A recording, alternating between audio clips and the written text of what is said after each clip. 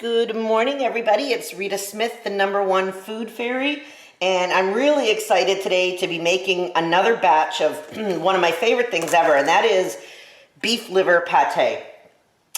It is so delicious, and really, if you don't like liver, which is extremely nutritious and full of all kinds of iron and vitamins you might not get in other kinds of meat. It's a little bit on the fatty side, so you don't want to eat too much of it at one time, but I find having it in slices in the freezer for snacks late at night when I get in from teaching or wherever is just so comforting and so easy, and it's awesome appetizer to put in front of guests. It's just an all-around great thing to have around the house, and I like to make it in big batches so I can freeze it. So the way this is going to go is I'm going to start with a pound of bacon, which I'll fry. Then everything else, I reserve some of the fat because you don't need all of it for sure. Crumble the bacon.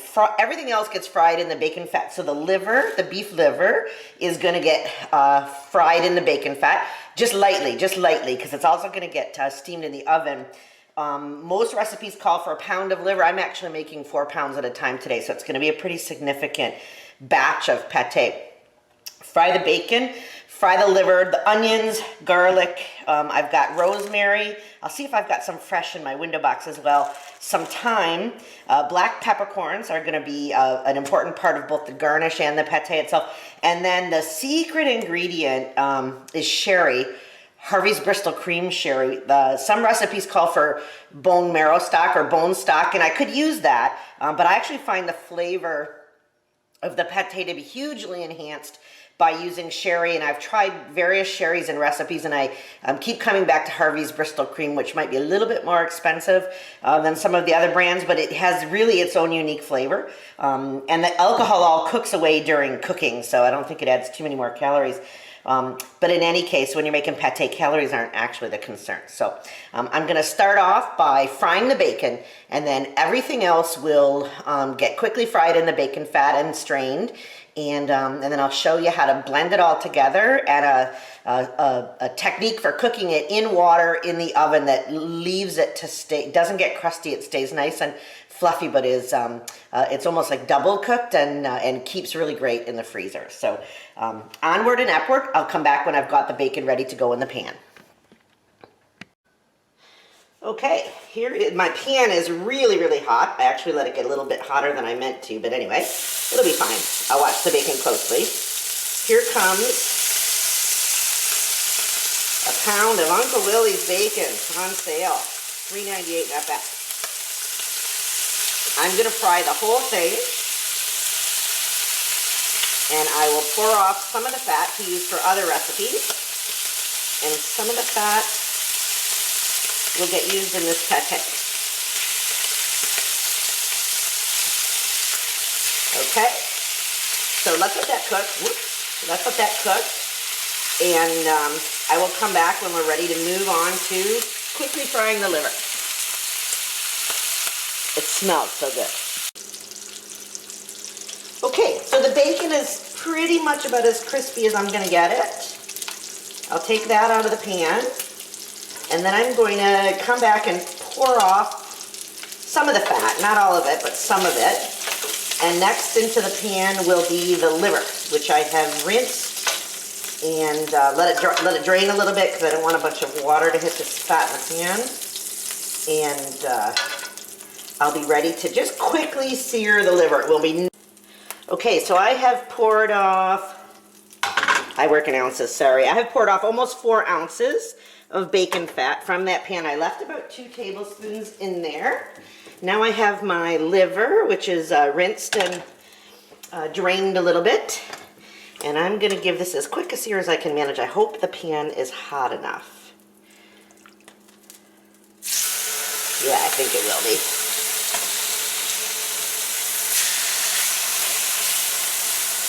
I am going to just ever so slightly salt the liver, because while there is salt in the bacon, I'm not sure that it's going to be enough salt to season 4 pounds of liver, plus onion, garlic, sherry, herbs. Mostly it's the 4 pounds of liver. And some liquid will come out of the liver too. Okay. For anyone who's interested, there is a very, very attentive dog sitting right behind me, just in case I were to drop a piece of liver. So let me get that on the road for you. There you go. I'm gonna let this liver sear. I'm actually gonna turn the heat up a little bit. Give it a sear on both sides. I'll come back and I'll show you what it looks like before I take it out of the pan. Okay, I've given the liver as much as I can a little bit of a browning searing on both sides. This is not quite all of the liver, and it is definitely not cooked all the way through, for sure. But it's seared enough, it's browned enough in the bacon fat. And so I'm gonna go ahead and put the next batch of liver in and come back and show you what happens after that. Okay, I've kind of seared and browned the last bit of the liver. So I'm gonna take that out of the pan. Quite a bit of liquid actually comes out of the liver. There doesn't seem to be any way around that. So as much as you want to only fry in the frying pan, you're gonna get like a bit of steaming, searing action no matter what you do. So, and I don't want that. I want my stuff to fry. So I am going to tip what is in the pan into the bowl in which I will be actually mixing all the ingredients together. I don't want to lose it. I just don't want it to be mucking up my my fried onions. So I'm going to take it. I'm going to tip it into here. And then I'm going to put a little bit more bacon fat into the frying pan so that I'm actually frying and not steaming the vegetables, okay? Ouch, this is a very heavy pan. It's a 15-inch cast iron pan. I love it. It's heavy though. When I'm old, I might not be able to use it. I probably won't be able to lift it, but now I'm still young and strong enough to lift it, so I'm using it. Okay, so a tiny bit more bacon fat, maybe a couple of tablespoons, if even that. Let that heat up a little bit. Now I was gonna only put one onion in this, but then when I looked at the amount of the liver and considering how much I love onion, I chopped 2 whole onions, which is actually quite a fair bit of onion. But that's okay. It just adds to the flavor and the texture and the volume. So hopefully we're hot enough to get frying here. Yes, we are.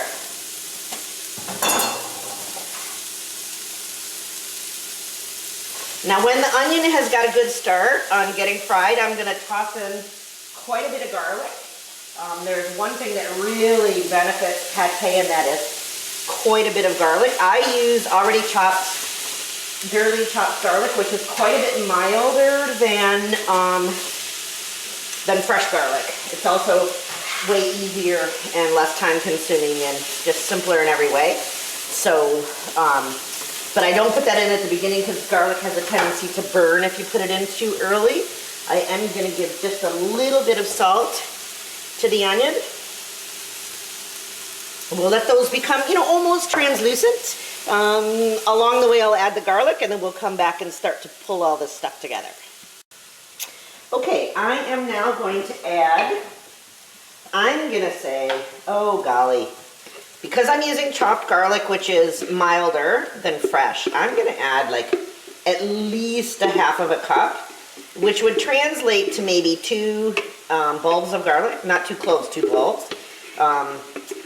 Maybe 1.5, up to 2 if they're small. Okay, that is not enough, so I have to go get another jar of garlic. Fortunately, I always have a ton of these in my storeroom. I buy one almost every time I go shopping, so that one day when I'm having a giant cooking tear, I don't run out. Okay, so I'm going to say I probably used more than a half a cup. I probably used about 3/4 of a cup of dearly chopped garlic, which I'm going to say would be at least 2 bulbs or 2 heads of fresh garlic if you were chopping it yourself. And we're going to let that continue to cook, to fry. It is in fat, and this sherry has all evaporated, so we're just going to let that heat up and fry, and I'll be back momentarily. It smells amazing. Okay, I've made another executive decision, although I usually add the spices when I'm blending everything in the bowl, the herbs rather. I'm actually gonna toss them in here with the onions and the garlic. It might release more flavor and soften them up a little bit. And we'll see how that goes. So what I have here is just under a quarter cup of dried rosemary. Most recipes will call for a couple of tablespoons, but when I'm quadrupling the recipe, I just go right for my cup measure. So that's about a quarter of a cup of, just under a quarter cup of dried rosemary. And then a quarter of a cup of dried thyme. We're also going to use whole black peppercorns, but I won't toss those in here. Okay, so I'm going to let the herbs, the dried herbs, sizzle away with the onions and the garlic.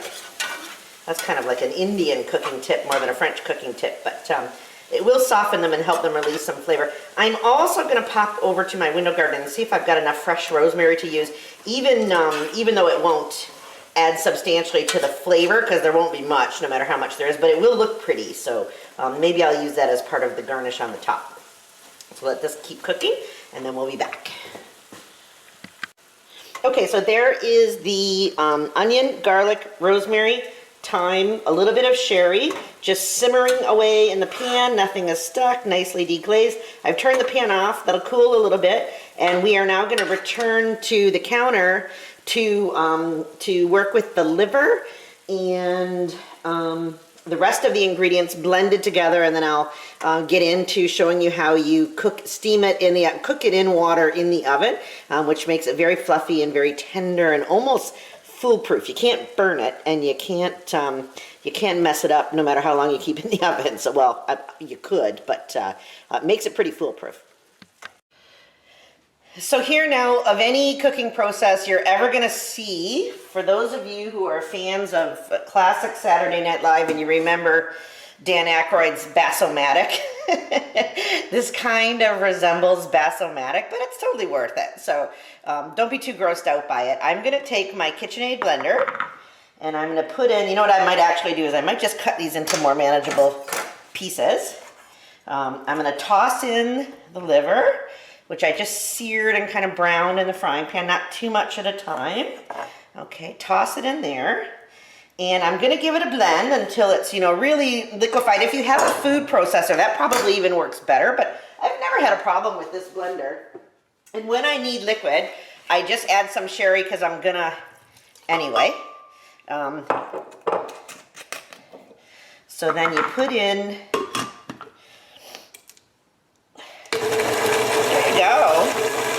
is that like Bass-O-Matic or what? I'm going to liquefy that to the best of my ability. I'm also going to get a spatula so that I can push it down or scrape it from the sides.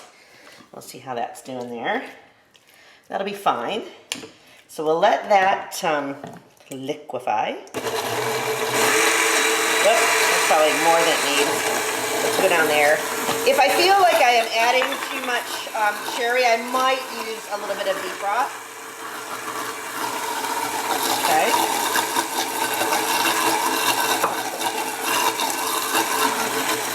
That's overkill. That's more than was needed. And then I'm going to turn that into the bowl where it's all going to be mixed eventually.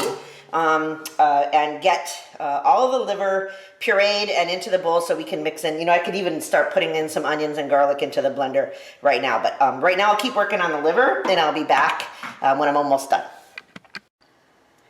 So into the mixing bowl, it took me 7 minutes to puree all that liver in the blender. If you have a food processor, it'll go faster. But doing it in batches, it took me 7 minutes, not too long. I wouldn't complain about that. I didn't want you to think I got it done in 30 seconds, but neither did it take me all morning. So there's 4 pounds of pureed liver here, 2 diced and sauteed onions, I'm going to say at the end, I added more garlic, so about a cup of pre-chopped garlic, about 2 cloves if you're chopping it yourself, the rosemary, the thyme, quite a bit of sherry, which I used to help add liquid to the blender as I was blending the liver. I've added about half of the bacon, which was fried and crumbled. The other half is going to be a garnish. You'll see it all happens upside down when you make pate. And I added in here about a handful of, a pretty good sized handful actually, maybe a quarter of a cup, a little under a quarter of a cup of whole black peppercorns, because I like those in the pate as well as in the garnish on the topping to the pate. So it's all in here, very fluffy, nicely blended, and now I'm going to go about putting it in the container and cooking it, which is its own little magic act, and then we'll cool it and slice it, and you'll get to see the end product. So I'll be back momentarily. Okay, I am going to prepare this in a Corelle dish. I would normally do it in a loaf pan, but I froze lasagna in my loaf pan, so that is... let that be a warning to you, the dangers of freezing in your cooking pans, because now I don't have it. But this will be fine. It'll be giant, actually. I am going to, let's see, how much of the bacon fat is left? We didn't even use up half of the bacon fat that resulted from the bacon. I'm just going to give this Corelle dish a wipe out with bacon fat in the hopes that it'll help the pate release a little bit more easily when it comes out of the oven after baking in the roasting pan of water. Okay. As what happens is you turn it upside down, so when the pate comes out, what's on the bottom of the pan is going to be the top of the pate. So what I'm going to sprinkle along the bottom of the pan is the second half of the crumbled bacon. It's really pretty when it comes out on top, really nice. People get a big chunk of bacon with their pate on their cracker. It's a bit of a treat. Okay, so I'm going to put the bacon, spread it as evenly as I can around the pan. It could even go up the sides a little bit if you were able to keep it there, because that would just come out on the side of the slice when you slice the loaf. So the crumbled bacon, I'm going to put quite a bit of black peppercorn. This is probably about 2 or 3 tablespoons actually. And that also adds to the garnish. And then I did have a tiny bit of fresh rosemary. Not really enough to write home about, but not enough to flavor the pate, that's for sure. But maybe it'll be pretty in the garnish. So I sprinkled that in there too. I probably should have done that first actually. But a little bit more bacon, or sorry, a little bit more peppercorn. Okay. Try to cover in those holes there. Then what I do, what I'm going to suggest you do, is pour the where's my scoop? Hold on one second. Ladle the liver mixture with the herbs and the onions and the garlic carefully into the container. And I'm going to fill this pretty substantially, as much as I can. And this will be our loaf of pate, of beef liver pate. It is going to go in a roasting pan full of water into the oven at about 300 or 325 degrees, not too much, not too high. And it can stay in there for quite a while, like maybe 2 hours, 2 hours maybe. I'm probably going to leave it in there. I'll let you know at the end of the process. And when it has set and the flavors have married, because don't forget, heat in cooking really helps flavors marry. I've seen lots of pate recipes that call you to just blend the meat and then stick it in the fridge. And I can't imagine how the flavors would kind of have a chance to marry and become more stronger and more aromatic if, wow, look at that, it's going to fit perfectly. If you just mix it and chill it, because I think it's actually the cooking that is going to make it more delicious and more blended, and let the rosemary and the bacon and the peppercorns kind of infuse throughout the liver mixture. Okay, and I did taste this along the way. To be truthful, I don't really enjoy it raw, but I can't tell you whether it has had enough enough bacon, enough salt, enough pepper, enough garlic, unless I taste it. So I did that, and I think I've got this to about where I want it to be. Okay, so let me just stop the camera while I get the roasting pan ready, and I'll be right back. Okay, so I have got my roaster, which actually has a rack, which is pretty cool. My Cuisinart roaster, and it is filled with about 1.5 inches of water. This is going to go into a 300-degree oven. I'm going to actually put it to 325. 325 oven. And so here's the key part too. Making sure that this is not crispy and you know, that it has a time to cook gently that it requires so that it comes out all nice and fluffy and smooth and spreadable. I've put my Corelle dish in here. In some cases, people pour a little fat, like melted butter over top, or bacon fat. I'm not gonna do that. I am gonna cover it. If I didn't have a lid, if I was using my loaf pan, I'd put foil, but this one actually has a lid. So I'm gonna put this roaster in a 325-degree oven, and I'm gonna leave it there for a good long time. I'm gonna say like an hour and a half, 2 hours. I will check along the way as the water evaporates. I might need to actually add more water, but assuming I don't have to do that, here's all our ingredients in our Corelle dish. With a glass lid on it. Could use aluminum foil if you don't have a lid. In a roasting pan with water. You don't want the water to bubble up inside the pate, so you don't want it to be so deep that it's at risk of boiling and entering the container. So you want to give yourself some space. I'm going to put this into the oven, and when we come back, we'll check it out and see how it's coming along. Okay. Our pate, cooking in a water bath in the oven, has been in the oven at 325 for 2 hours.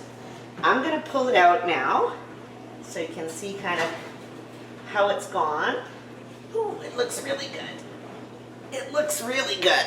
Okay. There we go.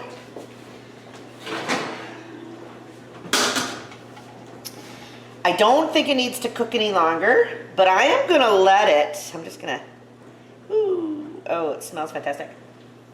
Oh, it smells awesome. I'm going to let it cool for a little while. Like, you don't want to be touching it or working with it at this point at all. I will lift the pan, or sorry, I'll lift the Corelle dish out of the water bath. I'll use the rack to do that. Actually, you can watch me do that. And then I'm going to let it cool a little bit. When it's cooled a little bit, I'm going to stick it in the fridge. And I'll stick it in the fridge for hours. Like, I'm just going to let it cool right to refrigerator temperature before I try to turn it out of the Corelle. If you try to do anything with it while it's fresh out of the oven, hot in the pan, it is going to fall apart on you. And you don't want that to happen. So I can just, because I have this great rack set, I can just lift this out, which is pretty cool. I'll set that there. I'll dump the water.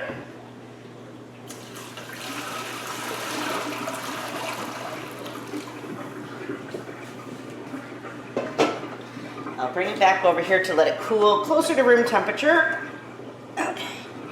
We'll just let that cool closer to room temperature, you know, maybe for 20 minutes or half of an hour. We're back. I actually allowed the giant vat of pate to chill in the fridge overnight. Okay, so it has been in there. Oh gosh, it's 9 in the morning now, and it's been in there since about noon, 1 o'clock yesterday maybe. I did run a spatula around the edge yesterday, and I'm going to do it again today. Remember, I did grease the container with a little bit of bacon fat in hopes that it would help the loaf slide out. So what I'm going to do now, crossing my fingers, and as Julia Child would say, hopefully having the courage of my convictions, I'm going to turn this out onto a platter. If everything goes well, it might take a few seconds to drop. It doesn't always fall immediately when I tip it, but I'm going to let it sit for a second, and hopefully it will release itself from the Corelle dish and fall out as a loaf. So, courage of my convictions. Here I go. 1, 2, 3. This might not be the perfect size. It might not be the perfect size container. Oh, let's drop it. Let's drop it. Hold on just 1 sec. Hopefully it came out all in one piece. Ta-da! And you saw it on live TV. Okay, I lost a little bit of that end, but there it is. Wow. Okay, let me see if I can get in just a little bit closer for you so you can see We've got our garnish on top, the bacon, the peppercorn. Can't really see the rosemary. The rosemary didn't survive the process too well. It was too small of an amount of fresh rosemary to make much of a difference, but it looks beautiful. Gosh, if you put that on a table, there'd be pate for like 1,000 people there. I'm not going to attempt to do that. What I'm going to do is I'm going to cut it in half, and then I'm going to cut it into slices. I'm going to wrap them individually and freeze them and take one out, you know, once or twice a week when I feel like I might like to have some pate in the fridge, or give it away to friends who come by, people that would like some liver and some iron in their diets. And I'm really pleased with the way that that turned out, and I'm sure it's going to taste as good as it looks. So I'm going to, actually maybe I could even show you the process of cutting it, and hopefully that'll go smoothly. Here we are with the pate on the platter, looking gorgeous, before I start to hack it up, okay? I'm pretty pleased with the way that turned out.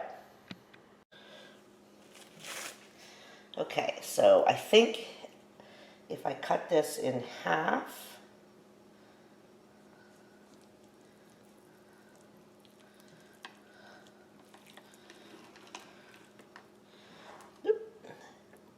and then in slices, I think I'll use my French knife for the slices. This is about I guess this would be about an 8-ounce slice, the size that normally you would purchase in a market or a delicatessen.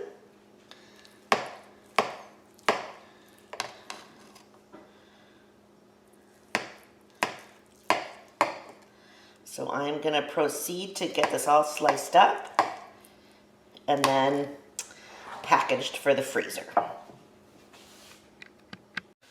Okay, so this is off to the freezer. I freeze it on a tray flat, or I freeze all of them on a tray flat so they're nice and solid when I toss them into a Ziploc bag, and that is enough pate to last for months.